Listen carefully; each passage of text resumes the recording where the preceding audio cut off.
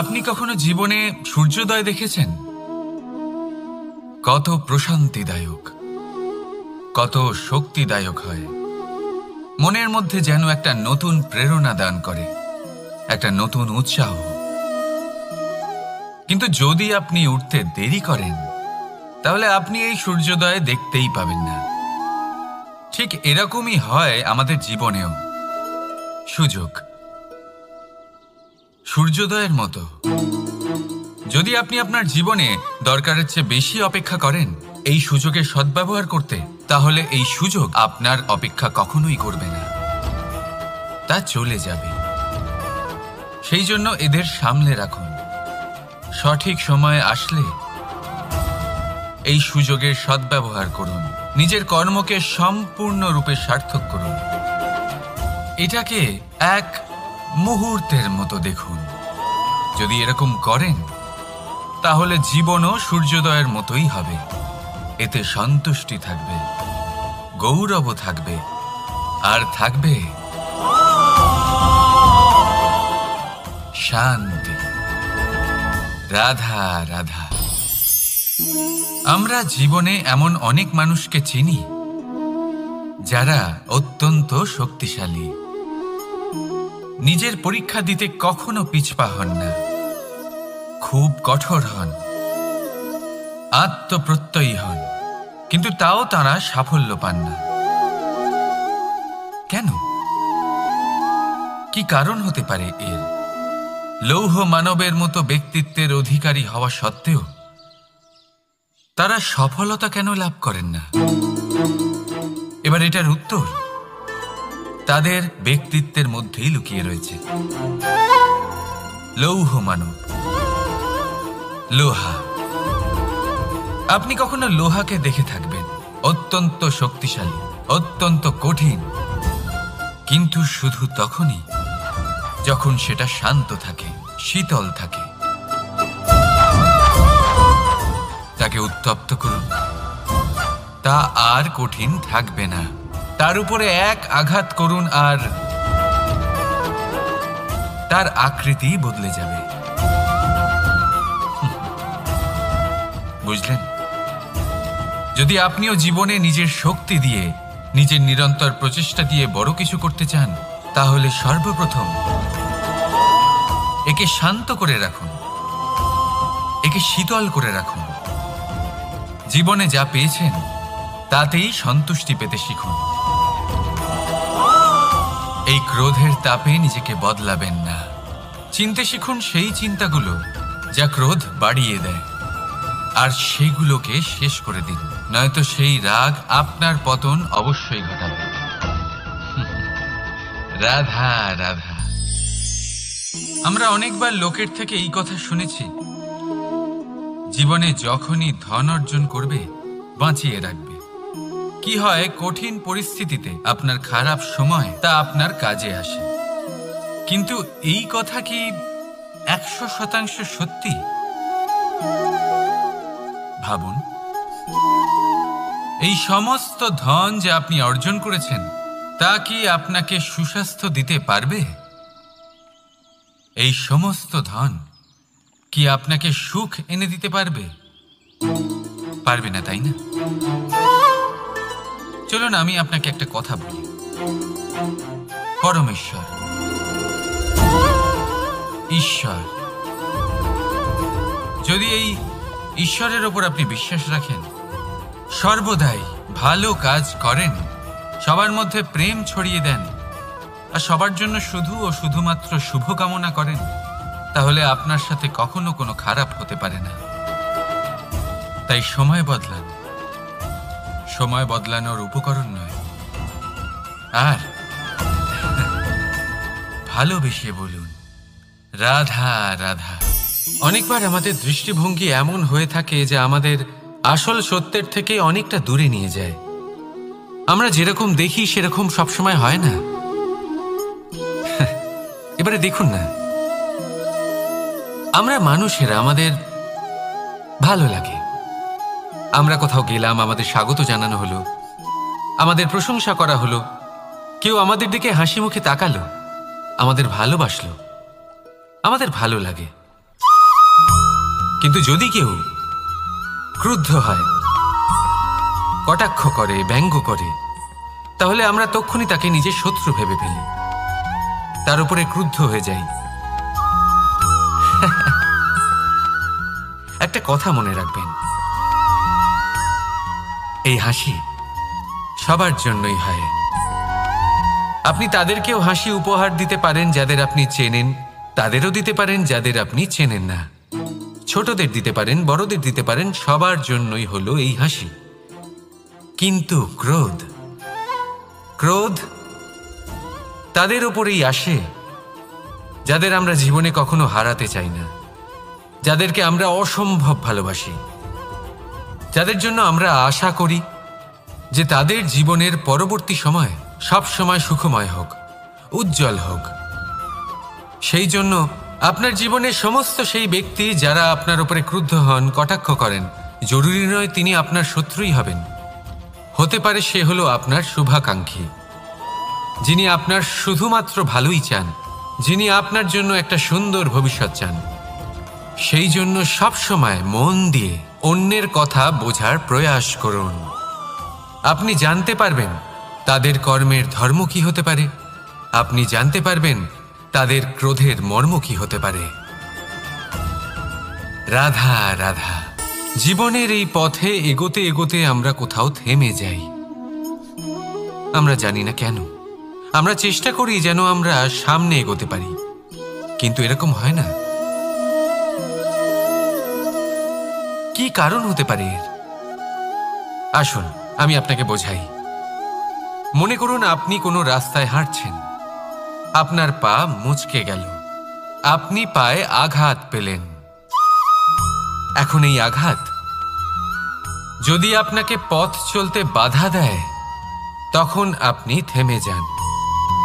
যদি আপনার ভাবনা চিন্তা ক্ষুদ্র হয়, তাহলে আপনি জীবনে কখনোই এগোতে পারবেন না। ভেঙে যাওয়া কলম দিয়ে আপনি কখনো চিঠি লিখতে পারবেন না। ঠিক সেইভাবেই যদি আপনার মনে অন্যের জন্য হিংসা থাকে, তাহলে আপনি আপনার নিজের ভাগ্য লিখতেই পারবেন না। কাজের প্রতি আলস্য আপনাকে কখনো ধনী হতে দেবেই না, আর ধনের প্রতি লোভ তা আপনাকে কখনো মহান হতে দেবে না। ছোট একটা কথা, কিন্তু এ হলো অত্যন্ত গুরুত্বপূর্ণ। ভাবনা চিন্তা অবশ্যই করুন, আর বোঝার চেষ্টা করুন সেটা যা আপনি বুঝতে চান। হতে পারে আপনি এমন কোনো পথ খুঁজে পেলেন যার ফলে আপনি কোনো খারাপ পথে যেতে যেতে থেমে গেলেন, বা আপনি এমন কোনো অর্থ খুঁজে পেলেন যা আপনাকে মহান হবার পথে অগ্রসর করে দিল। রাধা রাধা। অহংকার এ হলো ছোট একটা শব্দ, কিন্তু এর প্রভাব অত্যন্ত বৃহৎ হয়ে থাকে। আর সব থেকে বড় সমস্যা হলো মানুষ আজ অবধি বুঝতেই পারেনি যে এই অহংকারের বাস্তব রূপ কিরকম। কেউ একে গর্বের নাম দেন, কেউ একে আত্মসম্মানের নাম দিয়ে থাকেন, এবং কোথাও একটা এমন সময় চলে আসে যখন সময় এই অহংকারকে ভেঙে খান খান করে দেয়। আর তখন না গর্ব আপনাকে বাঁচাতে পারে, না আপনার আত্মসম্মান। এখন যদি আপনাকে উদাহরণ দিই, তাহলে যেখানে আপনি বসে আছেন সেই ঘরেই ওপরে তাকান, সেই ছাদের দিকে। যদি এই ছাদ অহংকার করতে থাকে যে দেখো আমি তো সব থেকে উঁচু জায়গায় আছি, আমার চেয়ে ওপরে আর কেউ নেই, আমি এই ঘরে থাকা সমস্ত ব্যক্তিকে ছায়া প্রদান করি, যদি এই অহংকার এসে যায় তাহলে কি? একবার ভেবে দেখুন, যদি পরের দিন তার উপর আরো একটা তলা বানিয়ে দেওয়া হয় তাহলে কি? এই ছাদ যার নিজের উঁচু হবার অহংকার ছিল, যে সব থেকে ওপরে ছিল, সে এবার পায়ের তলায় চলে এসছে। এটাই হয়ে থাকে। মনে কখনোই অহংকার পোষণ করবেন না। যদি মনের মধ্যে কিছু রাখতে চান তাহলে প্রেমের ভাব রাখুন, স্নেহ রাখুন। এই অহংকারকে আপনি যা ইচ্ছে নাম দিন, গর্ব হোক, আত্মসম্মান হোক, এর দ্বারা আপনার কোনোভাবেই কোনো লাভ হবে না। তাহলে এই অহংকারকে ত্যাগ করুন আর আমার সাথে ভালোবেসে বলুন, রাধা রাধা। একটা সিদ্ধান্ত। এই জীবনে একটা সিদ্ধান্তের গুরুত্ব কি হতে পারে তা কখনো ভেবে দেখেছেন? একটা সিদ্ধান্ত সেই ভিত্তি হতে পারে যা আপনার পুরো জীবনকে বদলে দিতে পারে, এই সমস্ত সংসারকে বদলে দিতে পারে, ভবিষ্যৎ বদলে দিতে পারে। এই সিদ্ধান্ত যে কোন রাস্তা চয়ন করতে হবে, সেই সিদ্ধান্ত যে কখন সামনে এগোতে হবে আর কখন থেমে যেতে হবে, সেই সিদ্ধান্ত যে কখন যুদ্ধ করতে হবে আর কখন নিজেকে পিছু পা হতে হবে। এই সিদ্ধান্ত হলো খুব গুরুত্বপূর্ণ। আর আপনি তো এই সংসারে একা নন, তাই আপনার একটা সিদ্ধান্ত শুধু আপনার জন্যই নয়, সমস্ত সংসারের জন্য গুরুত্বপূর্ণ হতে পারে। এবার এই সিদ্ধান্ত আপনারই হবে। ভাবনা চিন্তা করে নেবেন, সাফল্য পাবেন। রাধা রাধা। ভবিষ্যৎ।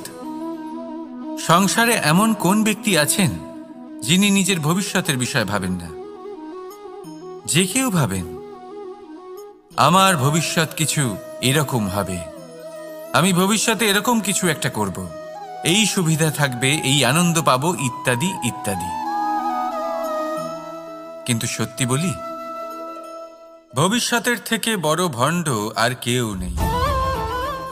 ভবিষ্যৎ আপনাকে ছেড়ে চলে যাবে, আপনি জানতেও পারবেন না। ভবিষ্যৎ আপনার থেকে আপনার বর্তমান কেড়ে নেবে।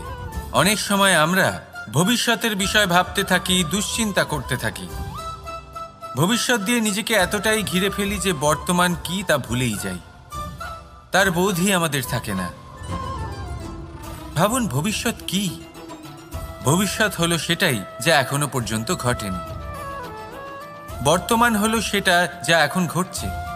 তাহলে যা এখনো ঘটেইনি তার বিষয়ে দুশ্চিন্তা করে নিজেকে ব্যতিব্যস্ত কেন করছেন? এই বর্তমান, এটাই হলো গুরুত্বপূর্ণ। এর উপরে সমস্ত ভাবনা কেন্দ্রীভূত করুন। মনে লক্ষ্য অবশ্যই রাখুন, কিন্তু পুরো মনোযোগ শুধু বর্তমানে থাকবে।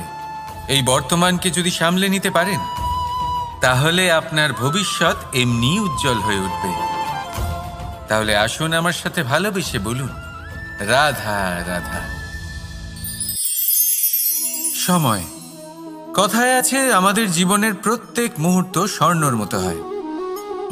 এবার হয় আমরা একে নিজেদের কাছে রাখতে পারি বা একে আমরা চলে যেতে দিতে পারি, কারণ এই ছোট ছোট মুহূর্তই আছে যা আমাদের জীবনকে গড়ে তোলে। এখন এই জীবন কেমন হবে তা আমাদের উপর নির্ভর করে। যদি আপনি একটা মুহূর্তের যত্ন না নেন, যদি আপনি এক মুহূর্ত ভালো না বাসেন, যদি আপনি এক মুহূর্ত স্নেহের আনন্দ না উপভোগ করতে পারেন, তাহলে দেখতে দেখতেই আপনার সমস্ত সময় নষ্ট হয়ে যাবে, আপনি জানতেও পারবেন না। অর্থাৎ এই সময় স্বর্ণ হতে পারে না। তবে আমরা একে স্বর্ণ বানিয়ে নিতে পারি আমাদের চেষ্টার মাধ্যমে। এই সময় শুধু একটি লাঙল যা মাটির সাথে লড়াই করতে পারে, আর কিছু নয়। একটা অত্যন্ত গুরুত্বপূর্ণ কথা মনে রাখবেন, আপনার কাছে শুধু সময় আছে। এবার আপনি এটা দিয়ে স্বর্ণ বানাবেন না ঘুমিয়ে স্বপ্ন দেখে একে নষ্ট করবেন, সিদ্ধান্ত আপনারই। রাধা রাধা। ভগবান। প্রত্যেক কঠিন পরিস্থিতিতে এই নামই আছে যা আমাদের উপায় দিয়ে থাকে। ব্যক্তি যান, ভগবানের পুজো করেন, আরাধনা করেন, ব্রত পালন করেন, মন্দিরে যান, পুজো পাঠ করেন, ভগবানকে জাগিয়ে তোলেন। আর তারপর শুরু হয় সমস্ত প্রশ্ন। হে ভগবান, আমার সাথে এরকম কেন হচ্ছে? কেন আমারই জীবনে এত দুঃখ আছে? আমি কিভাবে এর সম্মুখীন হব? আমাকে কেন এত কষ্ট ভোগ করতে হচ্ছে? হে ভগবান, আমি কি করব? আমাকে সাহায্য করুন, কোনো রাস্তা দেখান।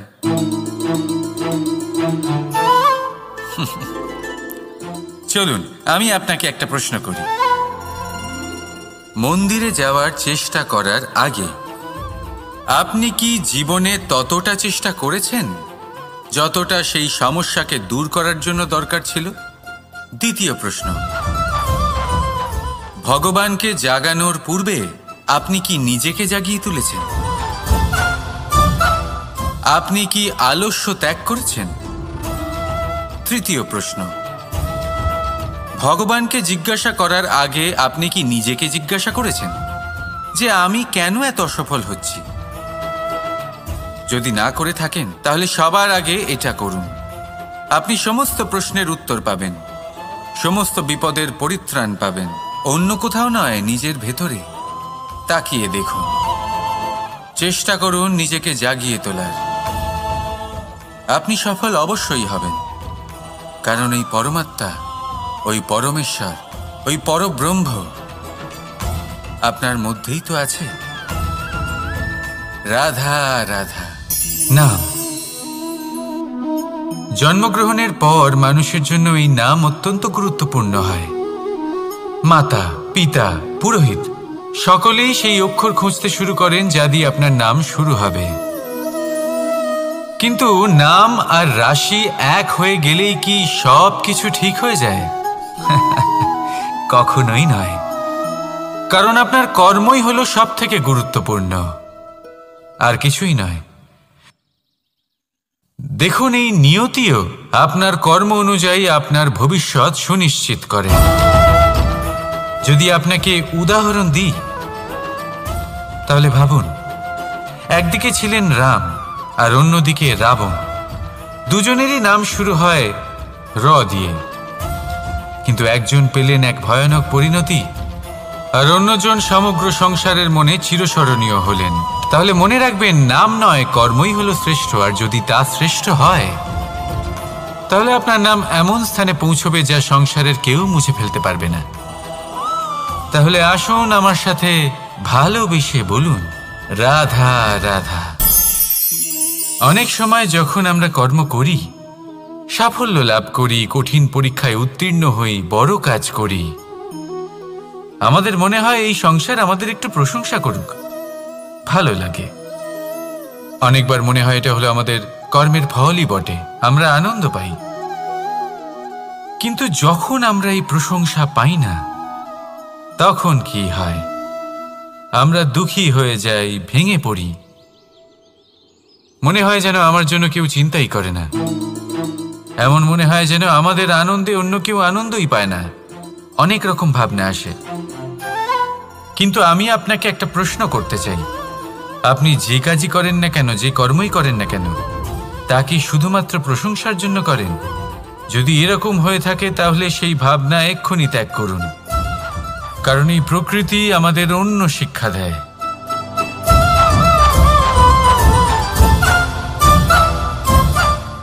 এই ফুলকে দেখুন, এই যে ফুলের সুবাস, যা আমার মনকে উচ্ছ্বসিত করে তোলে, মনে শক্তির সঞ্চার করে, এই সুগন্ধ।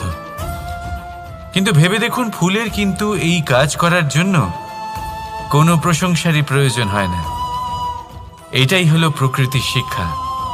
যিনি সৎ হন, সৎকর্ম করেন, তার কোনো প্রশংসার প্রয়োজন হয় না, কারণ ওনার কর্মই হলো ওনার সুবাস। মনে রাখবেন, আতর নকল ফুলে দেওয়া হয়, প্রকৃত ফুলের তার কোনো প্রয়োজন হয় না। সেইভাবেই আপনিও কর্ম করতে থাকুন শুভ চিন্তা নিয়ে। এই মনকে সবসময় শান্ত রাখুন, স্বচ্ছ রাখুন। যদি এরকম করেন তাহলে আপনার কর্ম এমন সুবাস ছড়াবে যে আপনার জীবনে শুধু এবং শুধুমাত্র আনন্দই থাকবে। তাহলে এই আনন্দ সহকারে বলুন, রাধা রাধা। এই সংসারে এমন কোনো পর্বত নেই যা এতটাই উঁচু যে মানুষ তার শিখরে পৌঁছতে পারবে না, তাকে অতিক্রম করতে পারবে না। এই সংসারে এমন কোনো সাগর নেই যা কিনা এতটাই গভীর যেখানে মানুষ তার তলদেশে পৌঁছে ফিরে আসতে পারবে না। একটা ছোট্ট বরফের টুকরো পর্বতের শিখরে গলে গিয়ে বইতে থাকে, আর দেখতে দেখতেই তা মহানদী গঙ্গায় পরিবর্তিত হয়। এর কারণ কি? এর কারণ হলো প্রচেষ্টা, প্রারব্ধ নয়। এই প্রচেষ্টাই সুনিশ্চিত করে যে আপনার প্রারব্ধ কি হবে। এই সমস্ত কিছু হলো প্রচেষ্টা আর প্রারব্ধের খেলা। আপনার প্রচেষ্টা যেরকম হবে আপনার প্রারব্ধ সেরকমই হবে। আর আপনার প্রচেষ্টা যদি উচ্চ মানের হয় তাহলে প্রারব্ধকে আপনার সামনে নত হতেই হবে। কি বলেন? তাহলে আসুন আমার সাথে ভালোবেসে বলুন, রাধা রাধা।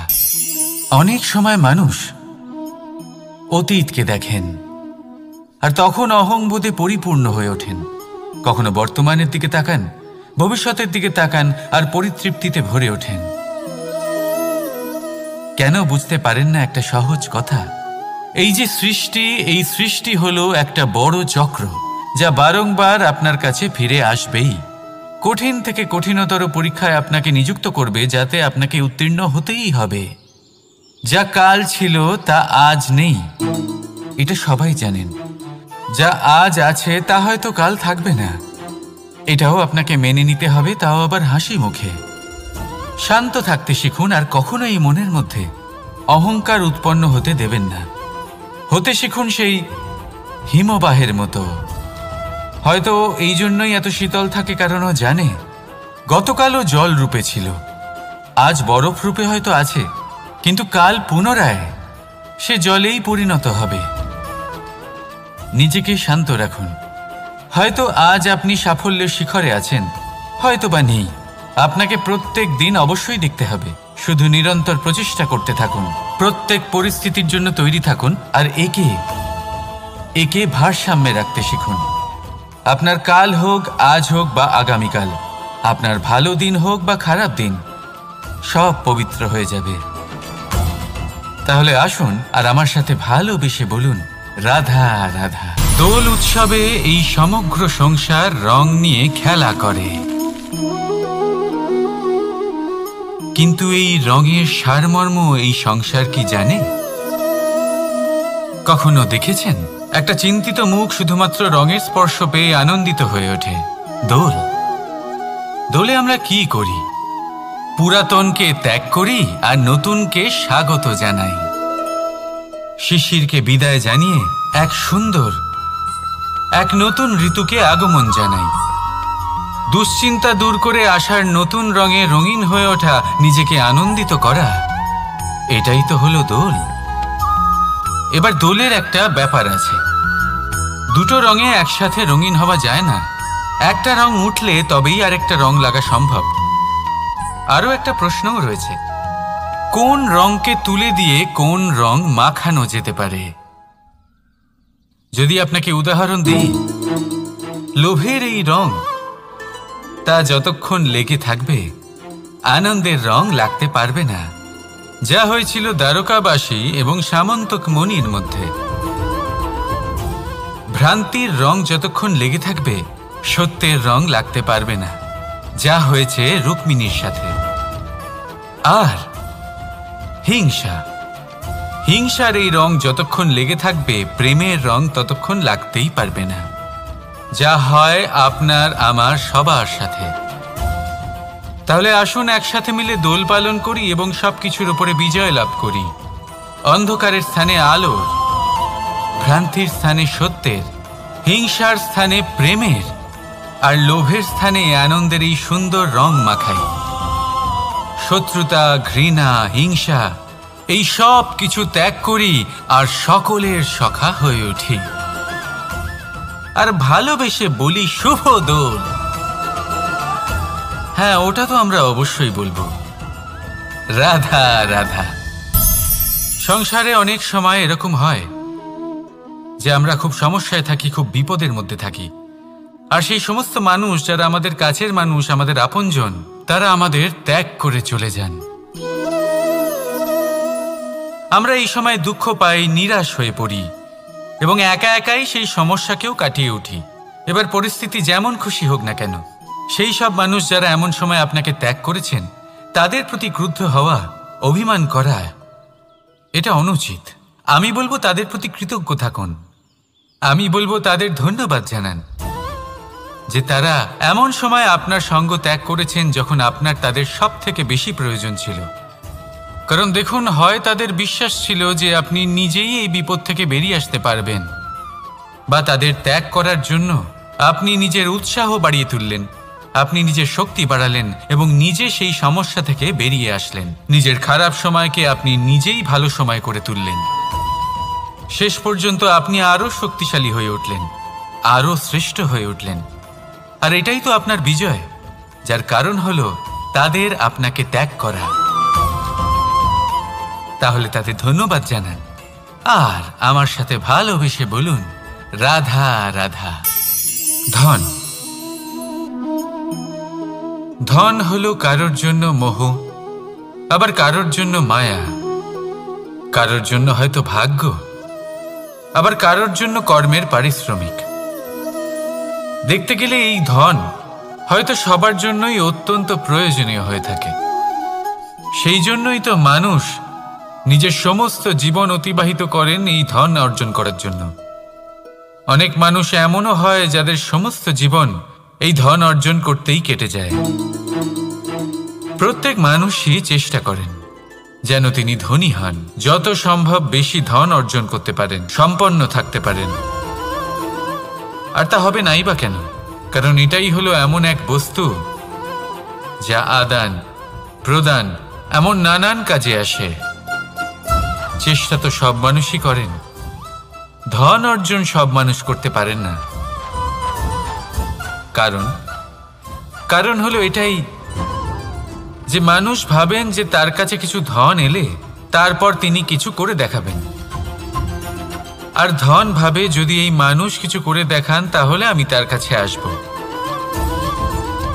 সেই জন্য কিছু করে দেখান, এমন শ্রেষ্ঠ কাজ করে দেখান যাতে ধন নিজেই আপনার কাছে ছুটে আসে। যদি আপনি ধন লাভের আশায় ছোটেন তাহলে আপনি নিজের সন্তোষ ভাব হারিয়ে ফেলবেন। কিন্তু এই সম্পত্তি যদি আপনার কাছে ছুটে আসে তাহলে আপনাকে মহান বলা হবে। সেই জন্য কাজ করুন, শ্রেষ্ঠ কাজ করে দেখান, দেখবেন এই ধন ফলস্বরূপ আপনার কাছে আসবেই আসবে। তাহলে আসুন আমার সাথে ভালোবেসে বলুন, রাধা রাধা। আমাদের মনে সবসময় একটা প্রশ্ন এসেই থাকে, এই জীবন যা কিনা ঈশ্বর আমাদের দিয়েছেন, একটা জীবন। ঈশ্বর এক আত্মা দিয়েছেন পৃথিবীতে বাঁচার জন্য। যতদূর আমরা জানি আমাদের কাছে একটাই জীবন রয়েছে। আমরা ভাবি এই জীবন গুছিয়ে কিভাবে রাখা যায়। প্রত্যেক মানুষ ভাবেন যে আমি কি করি যাতে এই জীবনকে গুছিয়ে রাখা যায়, কিরকম কর্ম করব, কিরকম পুণ্য করব, কি ধরনের শাস্ত্র পড়ব যাতে আমি সেই জ্ঞান অর্জন করি যাতে জীবনটা সুন্দর করে তুলতে পারি। আমাদের সমগ্র জীবন কেটে যায় এই প্রশ্নের উত্তর খুঁজতে, সেই শাস্ত্র অধ্যয়ন করতে। এমন অনেক মানুষ তাও বুঝতে পারেন না। আসুন আজ আমি আপনাকে একটা সহজ কথা বলি, যার দ্বারা আপনি নিজের জীবন সুন্দর করবেন। জীবন, জিহ্বা, এদের দুজনেরই হলো একটাই রাশি। জিহ্বা অর্থাৎ আপনার কথা, এই কথাকে সংযত রাখুন, একে সুন্দর করে তুলুন, মধুর কথা বলুন। যতটা সম্ভব একে নিয়ন্ত্রণে রাখুন, আপনার জীবন সুন্দর হয়ে উঠবে। কারণ এই শব্দ হয় অত্যন্ত শক্তিশালী। এটা হলো এমন এক বন্ধন যা আপনার সামনের মানুষকে আপনার ব্যক্তিত্বের সাথে জুড়ে দিতে পারে। তাই এই শব্দ সংযত রাখুন, একে সুন্দর করে তুলুন। আপনার জীবন আপনা থেকেই সুন্দর হয়ে উঠবে। আর আসুন এই মধুর সুন্দর অনুভূতি দিয়ে বলুন, রাধা রাধা। জীবন, এই জীবন আসলে কি?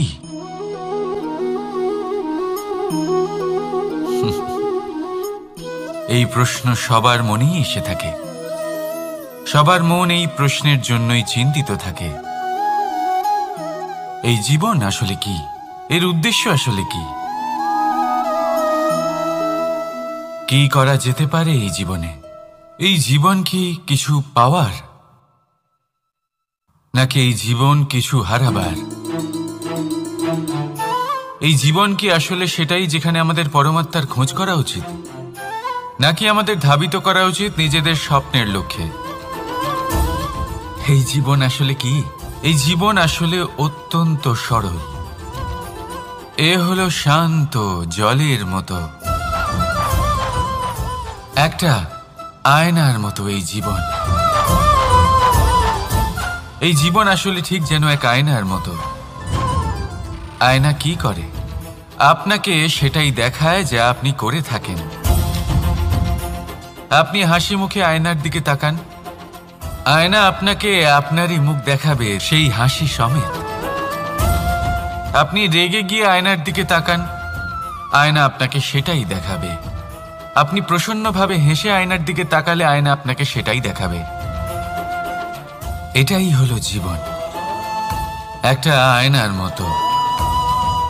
আপনি এটা ভাববেন না যে এই জীবন আপনাকে কি দিয়েছে, বরং এটা ভেবে দেখুন যে আপনি এই জীবনকে কি প্রদান করেছেন। যদি আপনি এই জীবনকে সুখ প্রদান করেন, আনন্দ দিতে পারেন, ভালোবাসা দিতে পারেন, তাহলে এই জীবনও আপনাকে সুখ, আনন্দ আর ভালোবাসাই দেবে। তাহলে আসুন এই সুখ, আনন্দ আর ভালোবাসা দিয়ে বলুন, রাধা রাধা। ধরিত্রীর বুকে গজিয়ে ওঠা এই দুব্ব ঘাস দেখেছেন? দুব্ব ঘাস, যা আমাদের পাকে শীতল রাখে। এতে যদি বসেন তাহলে মনে হবে নরম কোথাও বসে আছেন। এত ছোট হলেও কিন্তু এর মধ্যে গুণ আছে অনেকগুলি, আর যতটা ছোট এটা ততটাই বড় শিক্ষকও। কিভাবে? ভাবুন, পাতা ঝরার মরশুমের পরে সমস্ত পাতা একত্রিত হয়ে থাকে। একটা ছোট ফুলকি সবাইকে জ্বালিয়ে দিতে পারে, সমস্ত পাতা পুড়ে ছাই হয়ে যায়। কিন্তু এই ঘাসের কিছুই হয় না, সে যেমন ছিল তেমনই থাকে। কারণ কি হতে পারে? প্রথম কারণ, এরা ছোট হয়। দ্বিতীয় কারণ, এরা বিনম্র হয়, বড়ই সহজে দমে যায় এরা। তৃতীয় কারণ, এদের মধ্যে নমনীয়তা থাকে। আপনিও নিজেকে এরকমই বানিয়ে ফেলুন। কখনো নিজেই নিজেকে কারোর থেকে বড় মনে করবেন না। নিজের এই মনকে বিনম্র রাখুন। এবং সবথেকে বড় কথা, নিজের এই মনে সহানুভূতি, প্রেম আর বিশ্বাসের নমনীয়তা বজায় রাখবেন। যদি এরকম করতে পারেন তাহলে জীবন সবসময় সুখে কাটবে। রাধা রাধা।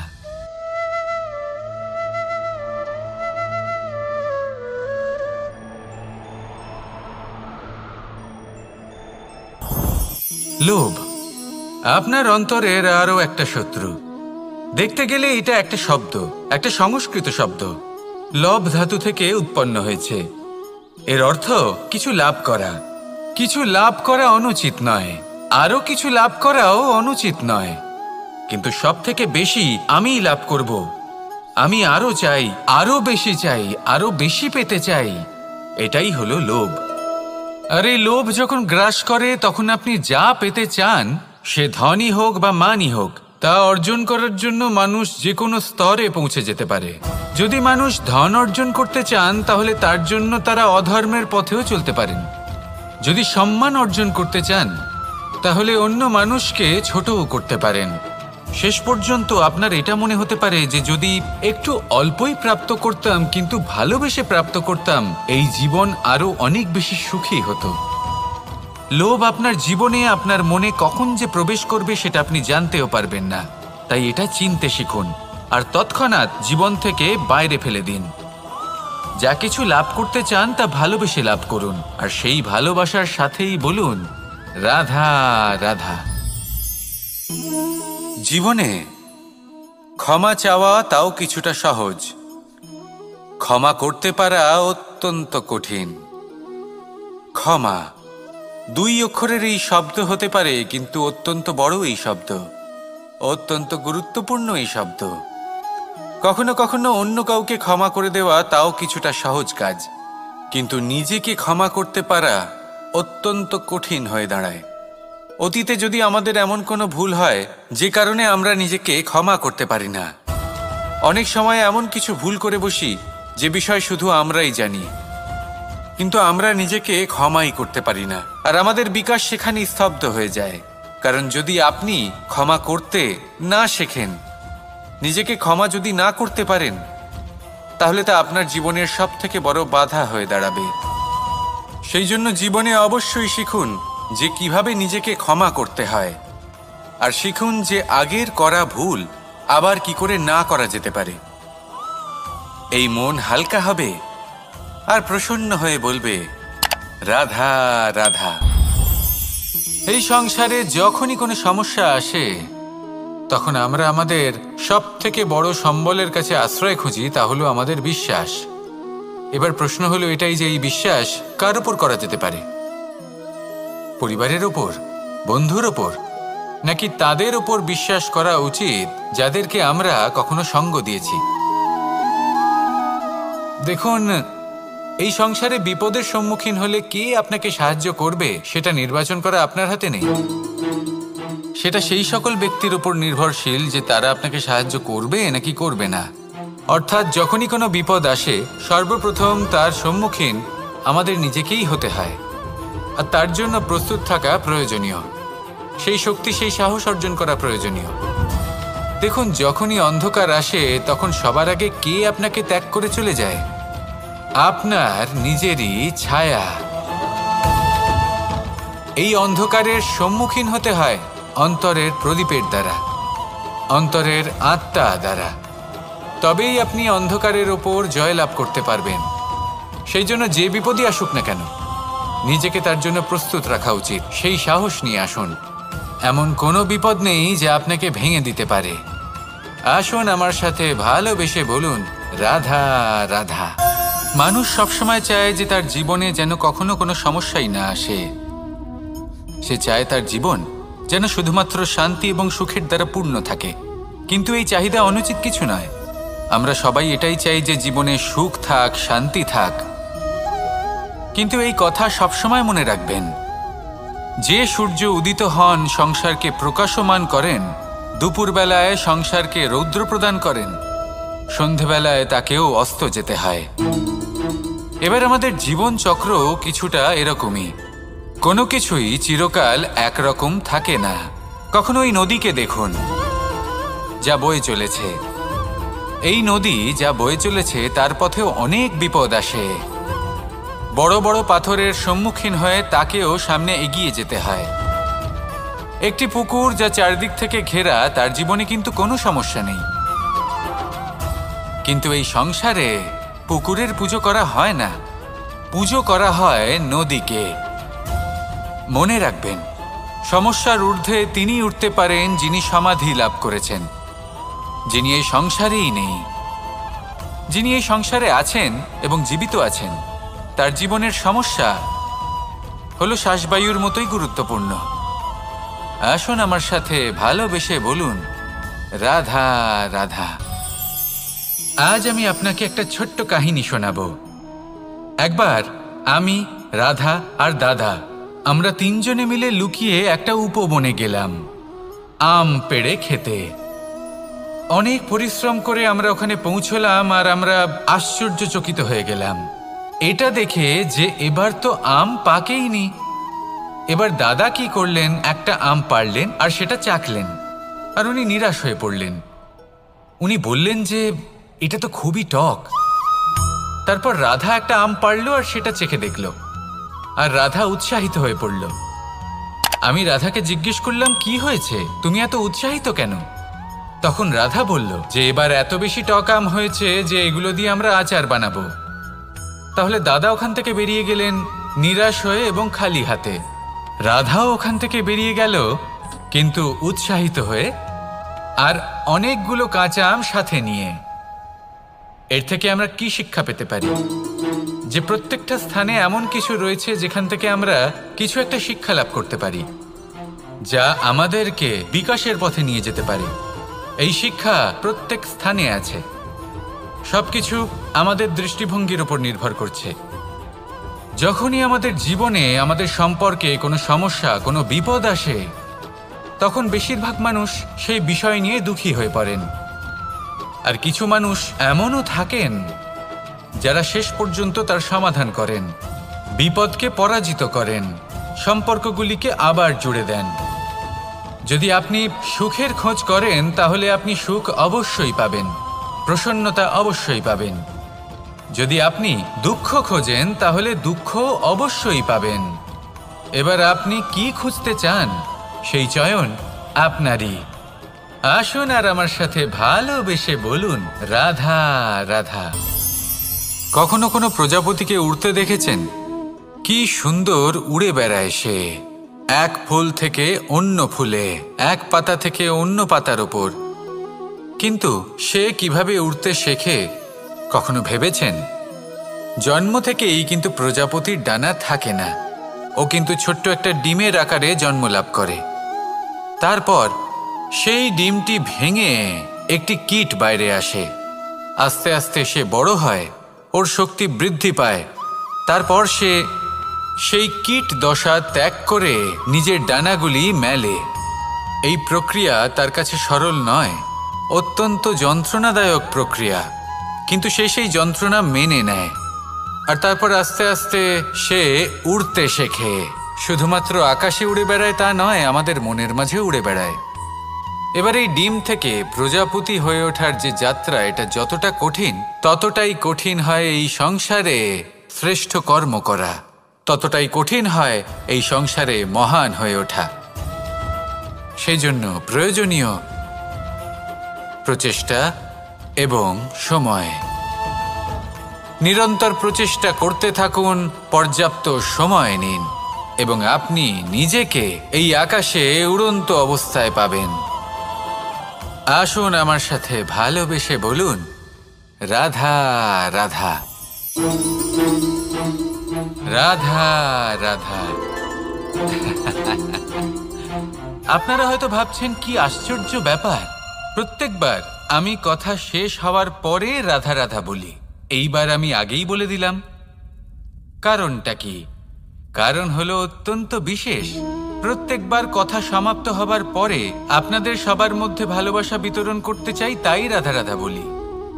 কিন্তু এইবার এই নতুন এবং বিশেষ সূত্রপাতে প্রথমে প্রেম বিতরণ করা অত্যন্ত আবশ্যক। এবার একটা বিষয় আছে যা জানেন হয়তো সকলেই, কিন্তু বুঝতে খুব কম জন পারেন। এই প্রেম, এই আনন্দ, এই সকল কিছুর সূত্রপাত হয় নিঃস্বার্থ আবেগের দ্বারা। ঠিক যেমন একজন মাতাকেই দেখে নিন। যখনই একজন মাতা সন্তানকে জন্ম দেন, তখন এই সংসার ভুলে যায় যে তার জন্য এটা একটা নতুন জন্ম।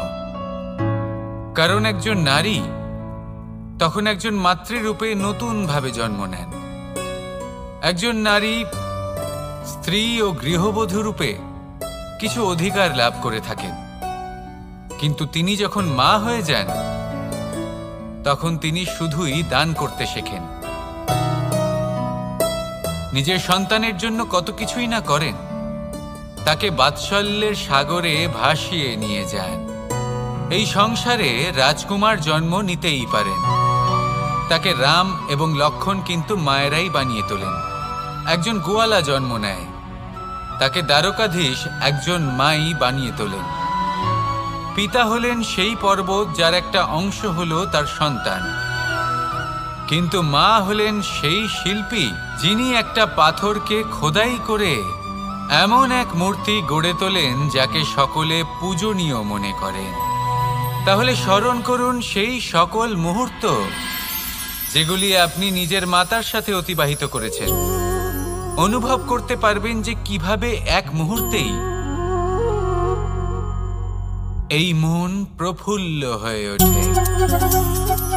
এবার এর কারণ কি? এর কারণ হলো এই জীবনের আসল দ্বারই হল মমতা।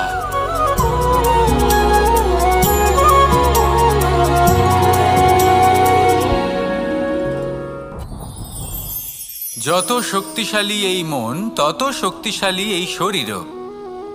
এই যে আমাদের শরীর, এটা আসলে কি? এ হলো একটা রথের মতো। আর একটা রথ ততক্ষণ চলতে পারবে না যতক্ষণ না তাকে কোনো সারথি চালাবে। এই মন হলো শরীরের সারথি। এবার ভাবুন, যদি এই সারথি শক্তিহীন হয়, দুর্বল হয়, তাহলে এই রথের কি হবে?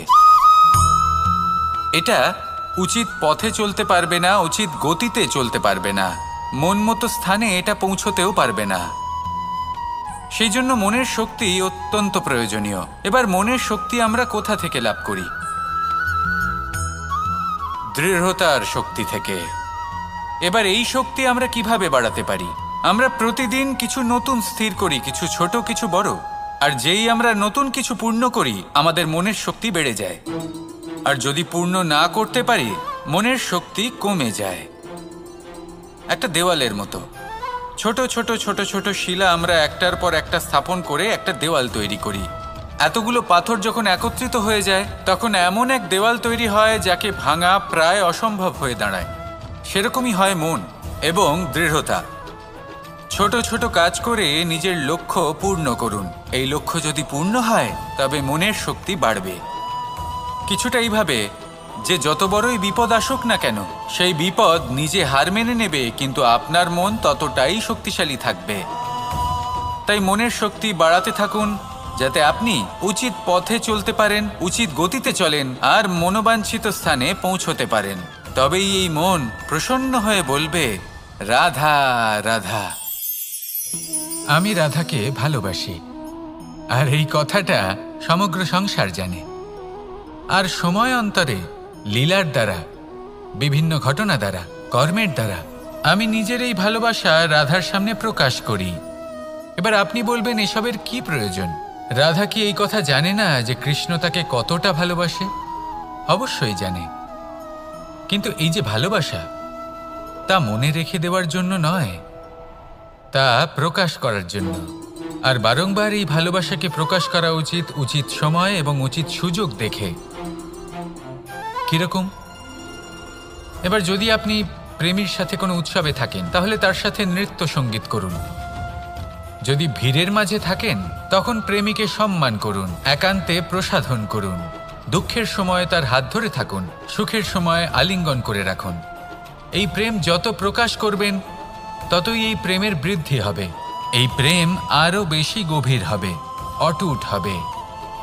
তাই এই প্রেমকে মনে নয়, আপনার জীবনে স্থান দিন। মন খুলে প্রকাশ করুন আর আমার সাথে ভালোবেসে বলুন, রাধা রাধা। মুঠো হাতের শক্তি বেশি, মুঠো খুললেই তা দুর্বল। তা এমন কি থাকা উচিত এই বন্ধ মুঠোয়, যা লাখের সমান? মানসিকতা এবং স্বপ্ন। মানুষ জন্মগ্রহণ করে, তার মানসিকতা সময়ের সাথে উন্নত হয়। মানসিকতা অনুযায়ী সে স্বপ্ন দেখে, আর সেই স্বপ্ন সার্থক করতে সে পরিশ্রম করতে থাকে। কিন্তু খুব গুরুত্বপূর্ণ একটা কথা আছে যা আপনার মনে রাখা উচিত। আপনার এই মানসিকতা, আপনার এই স্বপ্ন, তা যেন আপনার নিয়ন্ত্রণে থাকে। আপনার বন্ধ মুঠোয় যেন এর লাগাম থাকে, আপনি যেন এর প্রভু হন। যদি তা হয়, তবেই আপনি লাভবান হবেন। যদি এরা আপনাকে নিয়ন্ত্রণ করতে থাকে, যদি আপনার মুঠো খুলে যায়, না পথ আপনার নিয়ন্ত্রণে থাকবে, না মানসিকতা থাকবে, না স্বপ্ন নিয়ন্ত্রণে থাকবে। আর যদি তাই হয়, তাহলে আপনি আপনার ভবিষ্যৎ নষ্ট করে ফেলবেন। তাই নিয়ন্ত্রণ করতে শিখুন নিজের বিচার বুদ্ধি, নিজের মানসিকতা, নিজের স্বপ্নকে। নিজের এই স্বপ্ন পূরণ করুন আর আমার সাথে ভালোবেসে বলুন, রাধা রাধা। আমার কাছে যশোদা মা যেমন, আমার কাছে দেবকী মা যেমন, আমার কাছে ঠিক তেমনই হলেন গোমাতা। এবার ভেবে দেখার বিষয় হলো এটা, যে এই সংসারে অসংখ্য প্রাণী আছে। একজন গাইকে একজন মায়ের মর্যাদা কেন দেওয়া হয়? তাহলে এর অনেকগুলো কারণ আছে। এই গাই অর্থাৎ গোমাতা, এনারা হলেন অত্যন্ত শান্ত, শান্তিপ্রিয়, কখনো কারোর কোনো ক্ষতি করতেই পারেন না। গোমাতা যে দুধ নিজের বাছুরকে পান করান সেই দুধই আমাদেরও দেন। সেই দুধ পান করে আমরা শক্তি লাভ করি। এই দুধ থেকে আমরা মাখন, ঘি, পায়েস এইসব সুস্বাদু খাবার লাভ করি। গোমাতার গোবর আমাদের জ্বালানি হিসেবে সাহায্য করে, যার ফলে খুব কম সংখ্যক কাঠ ব্যবহার করা যায় এবং বেশিরভাগ জঙ্গল সুরক্ষিত থাকে। গোমাতার গোমূত্র সেটাও আমাদের কাছে লাভজনক। এর দ্বারা আমরা অনেক রোগ থেকে মুক্তি লাভ করতে পারি।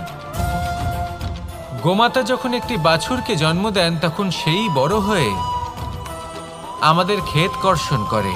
সেই জন্য গাইকেও জীবনে মায়ের মর্যাদা দেবেন। যতটা সম্ভব তাকে সেবা করুন এবং ভালোবেসে তাকে পালন করুন। এই মন নিজে থেকেই প্রসন্ন হয়ে বলবে, রাধা রাধা।